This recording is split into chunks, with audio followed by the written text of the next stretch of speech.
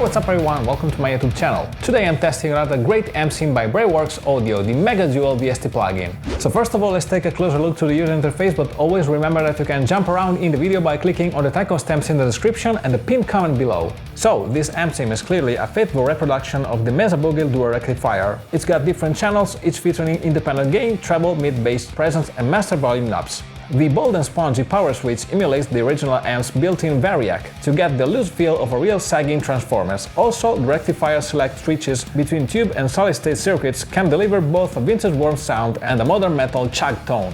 This amp sim comes with more than 50 impulse responses recorded from multiple speaker cabinets, so every guitarist can create his own virtual rig. Alright, so this is the signal chain I used for creating this video, Solar A2.6 wide tuned to low D, straight into my Focusrite Scarlett 282, straight into Reaper. Alright, so let's hear each channel.